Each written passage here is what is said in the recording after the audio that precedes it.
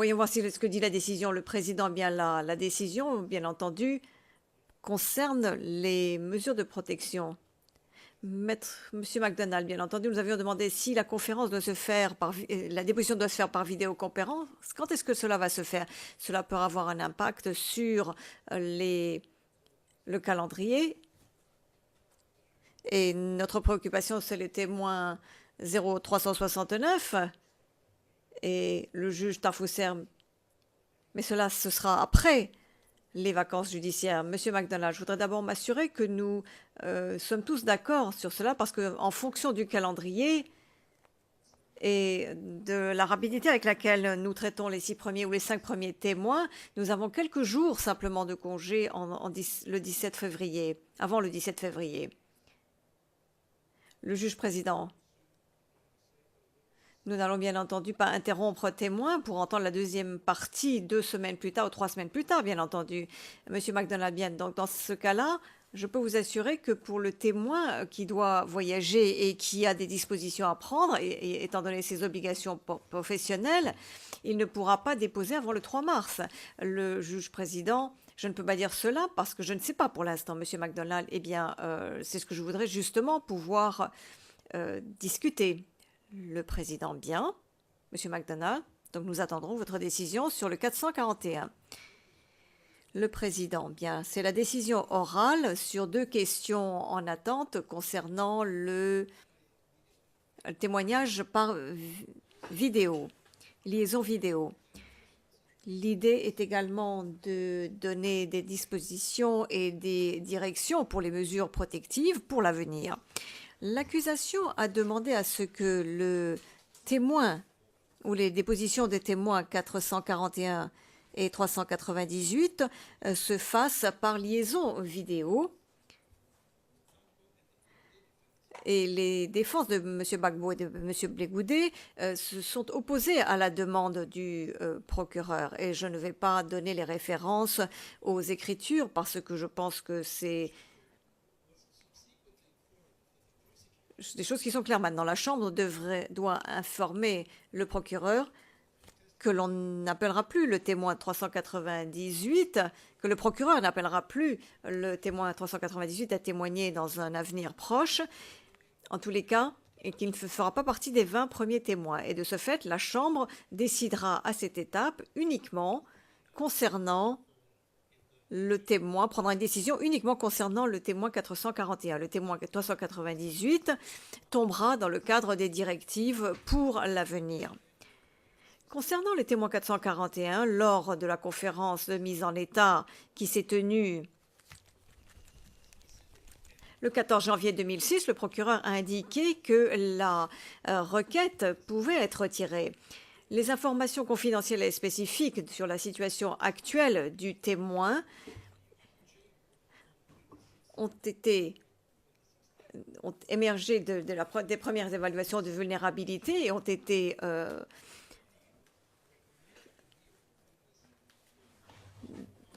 annoncées à la section des victimes et des témoins de la Chambre le 26 janvier 2016. À la lumière de ces informations, la section de protection des victimes et des témoins a recommandé que le témoin P441 soit entendu par liaison vidéo. La faisabilité de la mise en place d'un tel lien vidéo par rapport à un lieu si éloigné où le témoin serait situé a été confirmée par le greffe et de façon plus particulière, les installations et le lieu serait telle que le témoin pourrait voir et entendre la personne qui lui parle ici depuis le prétoire. Deuxièmement, pourrait voir les documents qui lui sont montrés ici depuis le prétoire par les parties et également les participants à la Chambre. Et troisièmement, pourrait annoter tout document et diagramme si nécessaire. Le greffier a également confirmé qu'il serait possible d'établir une liaison vidéo depuis ce lieu éloigné au cours de la semaine pendant laquelle le témoin doit témoigner et recommande l'utilisation de liaisons vidéo. Concernant la vulnérabilité du témoin et la nécessité absolue de conserver et de maintenir la sécurité physique et psychologique ainsi que le bien-être psychologique du témoin, ce sont là des éléments qui doivent prévaloir par rapport à toute considération générale concernant la désirabilité d'avoir ou la possibilité d'avoir une déposition dans ce même prétoire. Il incombe au mandat particulier et à la responsabilité de de la section de protection des victimes et des témoins de faire une évaluation professionnelle de la nécessité d'adopter des mesures de protection, et la Chambre serait mal placée By the same token, the Chamber is mindful de contredire cette évaluation. Et la Chambre est consciente que toute mesure de protection qui pourrait être appropriée et qui pourrait être requise doit être limitée à ce qui est absolument nécessaire et doit être mise en place de telle façon que cela n'aille pas à l'encontre de l'équité du procès, y compris de la publicité et de l'oralité des procédures. Le greffe a demandé à ce que toutes les dispositions nécessaires soient prises pour que les connexions vidéo pour le témoin P441 soient mises en place de façon à permettre que la déposition se fasse de manière rapide et équitable, notamment concernant la capacité des parties à examiner et à interroger le témoin et à montrer des pièces à conviction nécessaires aux témoins. De ce fait, conformément à l'article 64.2 et au 6E, 61.1 et 69.2 des statuts, conformément aux règles 67 et 88 des règles de preuve et de procédure, la Chambre donne droit à la requête de l'accusation pour le témoin P441. À la lumière des considérations susmentionnées, le juge président, qui doit maintenant donner des orientations générales concernant les demandes de mesures de protection et de mesures spéciales, celles-ci s'appliqueront également à des requêtes en attente et pour lesquelles une évaluation de la section des victimes et des témoins, de la protection des victimes et des témoins, doit encore être remise, notamment la demande de l'accusation pour des mesures de protection concernant le témoin P0097, qui a demandé l'utilisation d'un pseudonyme et de floutage des traits du visage et d'une déformation de la voix, à laquelle se sont opposés la défense de M. Blégoudet et de M. Gbagbo. L'évaluation faite par la section de protection des victimes et des témoins dans les questions concernant la demande de mesures de protection, concernant la sécurité physique et le bien-être physique et psychologique des témoins et des victimes, sont par définition professionnelles, spécifiques aux affaires et neutres. Les informations sur lesquelles se basent ces évaluations sont essentiellement confidentielles. Et ce n'est que dans des scénarios très particuliers et exceptionnels, si cela se pose, que des parties peuvent faire des demandes concernant des points qui concernent la sécurité pour satisfaire la Chambre et lui montrer qu'il est nécessaire de s'écarter des recommandations spécifiques qui ont été faites par la section de protection des victimes et des témoins et les rejeter. De ce fait, la Chambre décide d'aller dans la direction suivante. Dans l'exercice de la règle 87.2 des règles de preuve et de procédure, les mesures de protection demandées par l'une quelconque des parties et soutenues et étayées par une évaluation et des recommandations de la section de protection des victimes et des témoins, c'est-à-dire sous forme de liaison vidéo, de déformation de la voix et de floutage des traits ou de mesures de soutien particulières, seront rendues. Et de ce fait, pour la durée du procès, il est demandé aux parties de prendre contact avec la section de protection des victimes et des témoins et de notifier la Chambre, les parties et les participants des mesures de protection demandées et de l'évaluation favorable de la section de protection des victimes et des témoins suffisamment à l'avance, avant le moment où ces mesures doivent être mises en place, afin également de permettre aux parties n'ayant pas fait la demande de faire leurs observations de nature particulière à cette affaire lorsque cela est approprié en conformité avec la règle 87 2D. Si une objection devait être soulevée en rapport avec la compatibilité des mesures de protection et l'équité de la procédure sur la base d'observations spécifiques à l'affaire qui pourraient être soumises soit par l'une des parties ou l'autre, la Chambre prendrait rapidement une décision par rapport à ces objections. La deuxième décision concerne la demande urgente de l'accusation d'amender le protocole unifié des pratiques utilisées pour préparer et familiariser les témoins qui doivent déposer au cours du procès. C'est là le titre de la requête.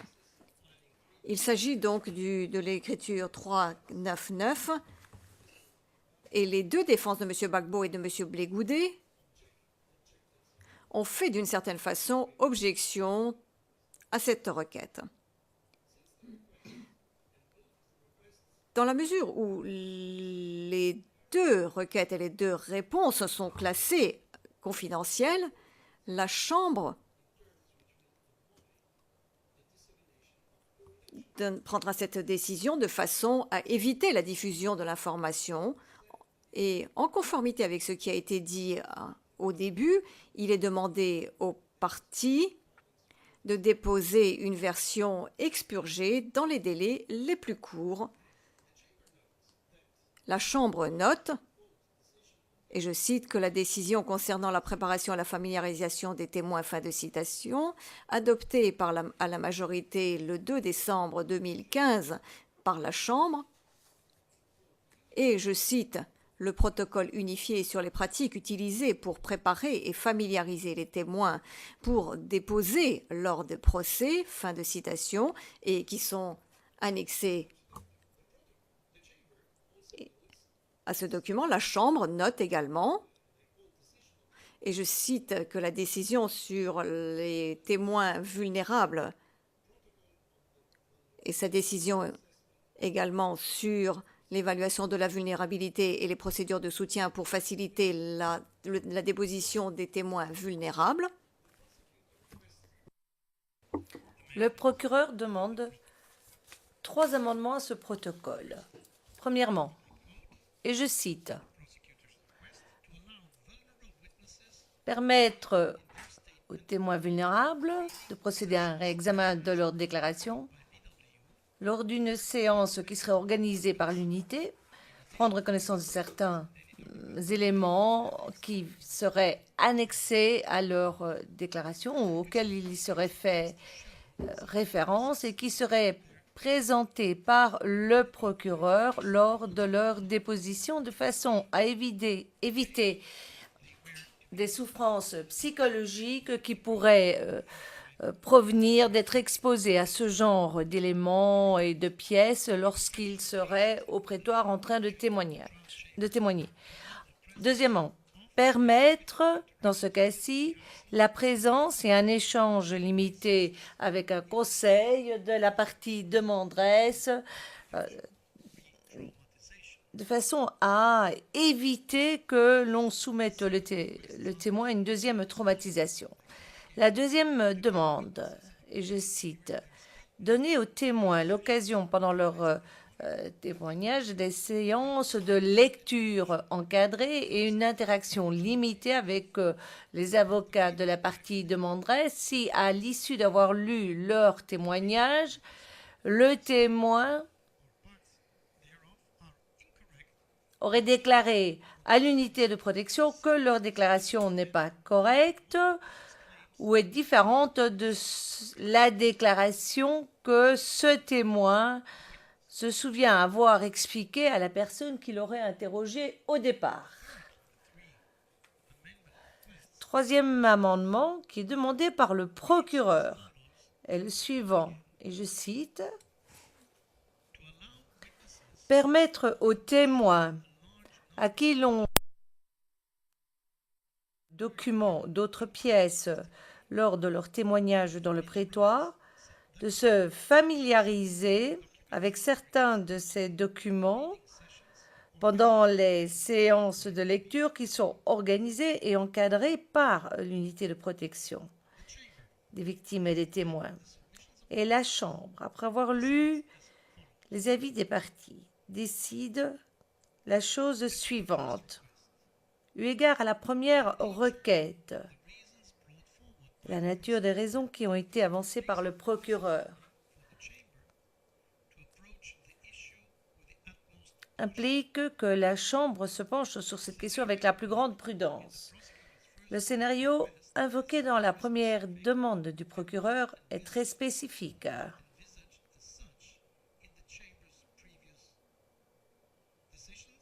Il n'avait pas encore été envisagé, que ce soit dans les décisions de la Chambre ou dans le protocole qui fut adopté par la Chambre. La Chambre est consciente que le scénario tel que décrit pourrait en effet induire un stress dans le chef des victimes ou des témoins et que c'est ce stress qu'il faut éviter. C'est une garantie à offrir. Aussi, la Chambre donne droit à cette première demande aux conditions suivantes. La partie demanderesse fera une demande spécifique à la Chambre.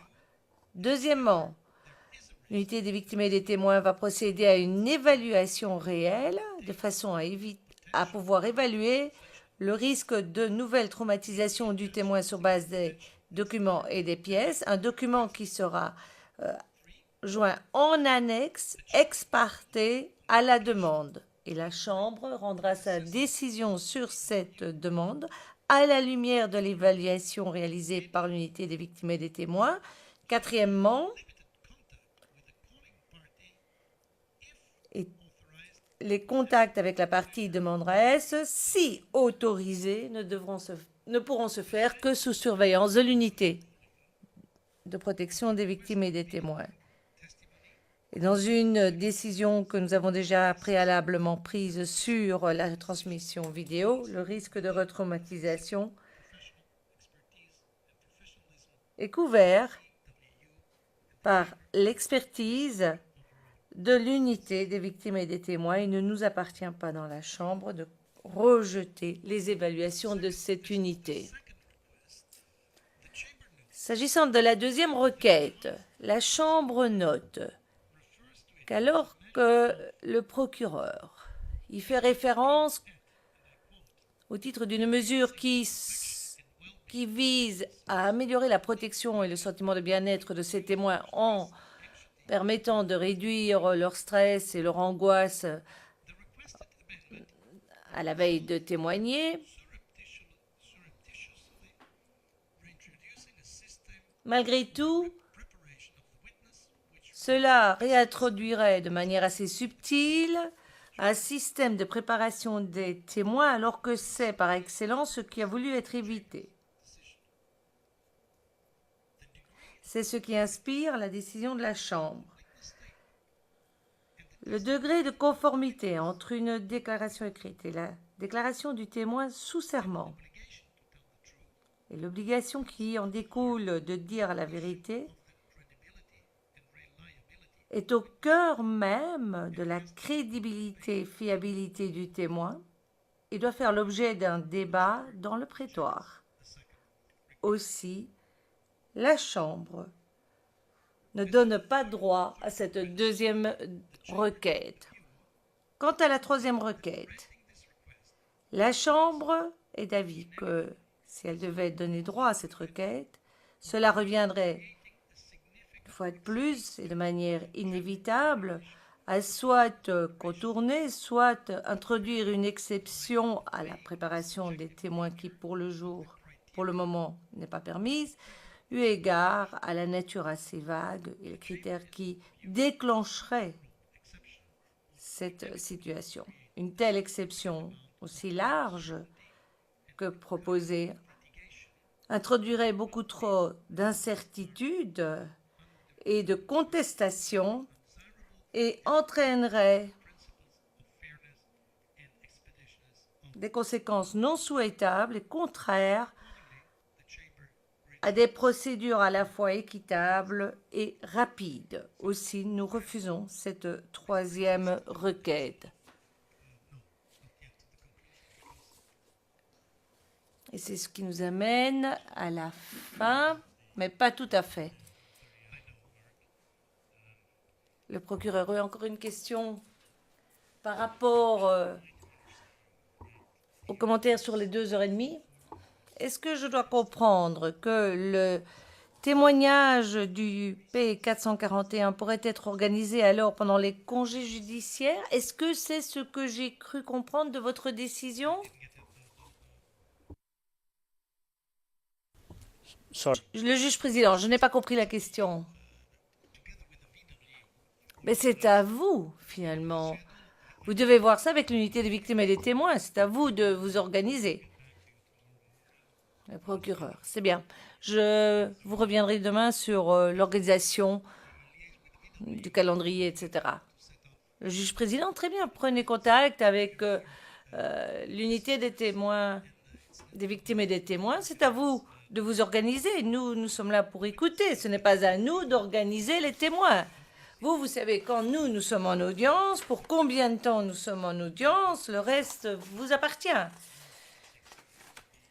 Oui, le procureur, nous ferons de notre mieux, mais le témoin 0369 peut prendre beaucoup plus de temps que prévu et je n'aimerais pas qu'ils doivent rester 2 semaines de plus à La Haye pour rien. Le juge président, nous non plus, nous ne souhaiterions pas qu'ils doivent rester 2 semaines de plus à La Haye. Le juge président présente ses excuses aux interprètes dans toutes les cabines. Nous allons lever l'audience. Et une fois de plus, merci pour vos discours d'ouverture. Nous reprenons demain à 9h30 pour écouter le premier témoin.